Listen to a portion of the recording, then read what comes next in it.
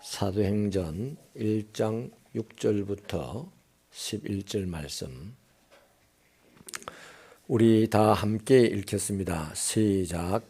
그들이 모였을 때에 예수께 여쭈어 이르되 주께서 이스라엘 나라를 회복하심이 이때니까 하니, 이르시되 때와 시기는 아버지께서 자기의 군안에 두셨으니 너희가 알 바 아니요 오직 성령이 너희에게 임하시면 너희가 권능을 받고 예루살렘과 온 유대와 사마리아와 땅 끝까지 이르러 내 증인이 되리라 하시니라. 이 말씀을 마치시고 그들이 보는데 올려져 가시니 구름이 그를 가리어 보이지 않게 하더라. 올라가실 때에 제자들이 자세히 하늘을 쳐다보고 있는데 흰옷 입은 두 사람이 그들 곁에 서서 이르되 갈릴리 사람들아 어찌하여 서서 하늘을 쳐다보느냐. 너희 가운데 하늘로 올려주신 이 예수는 하늘로 가심을 본 그대로 오시리라 하였느니라. 아멘. 훌륭한 제자는 선생님이 무엇에 관심이 있는지를 잘 살핍니다. 그래서 선생님의 관심을 알아서 자신의 관심도 거기에 집중을 시키죠. 이 제자는 훗날 반드시 선생님을 충분히 닮게 되고 그 선생님의 뜻을 기려내고 또 선생님을 사람들에게 보여줄 수 있는 그런 인물이 될 것입니다. 선생님은 죽고 없겠지만 바로 그 제자 때문에 세상은 그 선생님을 알게 되는 것이죠. 본문에 나오는 제자들의 관심은 이스라엘 나라가 회복되는 때였습니다.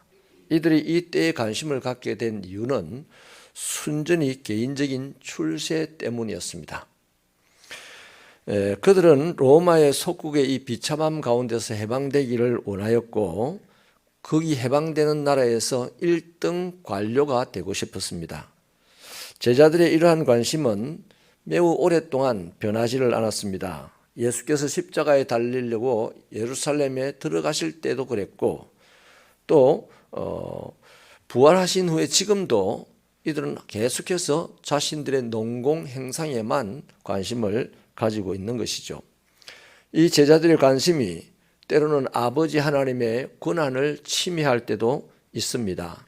때를 자신이 정하려고 하는 경향이 있다는 것이죠. 바로 이것이 이단과 사이비를 양산하게 되는 이유입니다. 잘못된 관심의 대표적인 케이스로요, 요나 선지자를 들 수가 있고 또 누가복음 15장에 탕자의 비유에 나오는 그 형님으로 예를 들 수가 있습니다. 요나는 하나님의 관심보다는 자기의 감정에 더욱 충실했던 사람입니다. 큰아들은 아버지의 관심보다 자신의 목적을 이루는데 더 깊은 관심을 가지고 살았던 사람입니다. 제자들은 그러한 관심으로 예수님께 때를 물었죠. 이에 대하여 예수님은 냉정하게 잘라서 말씀을 해주십니다. 때와 기한은 너희의 알 바가 아니다 라는 것이죠. 그렇다면 예수님의 관심은 무엇이겠습니까? 8절 말씀처럼 제자들이 정인된 삶을 살아가게 되는 것, 그것이 예수님의 관심이었습니다. 정언되어야 될 내용은 예수가 십자가에서 죽으셨고 사흘 만에 부활하셨다. 그 예수로 말미암아 만민이 죄 사함을 받았다 하는 이 사실과 예수가 하나님의 아들이라는 것을 증거하는 것이 바로 정언해야 될 내용들입니다. 그 증거의 범위는 어디까지겠습니까? 예루살렘과 온 유대와 사마리아 땅 끝까지라고 밝히고 있습니다. 이것은 쉽지 않은 일입니다. 사실 아무도 할 수 없는 일입니다. 사람의 힘으로, 사람의 능력으로 불가능한 일입니다. 그래서 성령의 강림이 필요한 것이죠. 우리는요, 여기 11절에 있는 제자들을 향한 천사들의 충고에 귀를 기울여야 합니다. 예수님이 하늘로 올라갔다, 구름 타고 올라갔다, 이건 놔두고요, 이 제자의 충고에 귀를 기울이지 않으면 안 돼요. 주님은 다시 오신다, 이렇게 충고를 합니다. 그렇다면 주님이 다시 오셨을 때 확인을 할 내용이 무엇이겠습니까? 온 세상에 예수 그리스도를 얼마나 알렸는지 그것을 확인할 겁니다. 너는 나를 얼마나 알렸냐? 이것부터 확인할 겁니다. 그러므로 이제부터라도 제자들의 관심을 가져야 될 일은 주님에 대한 연구가 아니죠.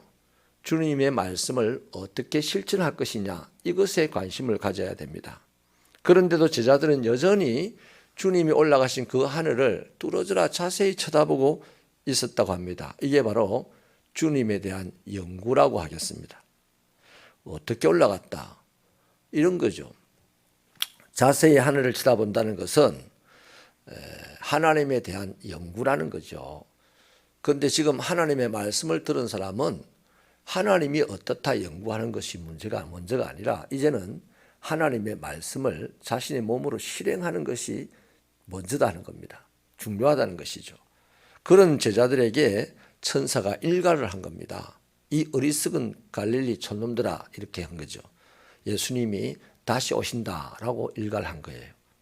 여러분, 예수님이 다시 오신다는 사실을 분명하게 알고 사는 사람은 뭐 하겠습니까? 예수님이 원하는 일을 하려고 몸부림을 치겠죠. 이제 가장 중요한 것은 예수님의 뜻을 세우는 일입니다. 자세히 공부하는 것과 자기의 관심사를 위하여 수고하는 것보다도 훨씬 더 중요한 것이 예수를 알리는 일입니다. 말로도 알려야 되겠지만 자신의 몸으로, 삶으로도 알려야 되는 것이죠. 주님이 다시 오실 때는 어떻게 오십니까? 심판주로 오십니다. 계시록 모든 것은 바로 그것을 이야기하고 있잖아요. 제자들은요, 오순절 성령의 강림을 받고 난 이후에 이 사실을 완전히 깨닫게 됩니다. 그리고 드디어 움직이죠. 함께 기도합니다. 제자들끼리의 갈등 이제 다 뛰어넘었습니다. 모두가 한 마음이 되어서 기도했죠. 생각이 달랐고 성격이 달랐어도 이제는 기도로 하나가 될 수 있었습니다. 여러분, 한 교회를 구성하는 성도들의 모습은 다 다릅니다. 단 한 사람도 같은 사람이 없어요. 성격도 다르고 삶의 방식도 다르죠.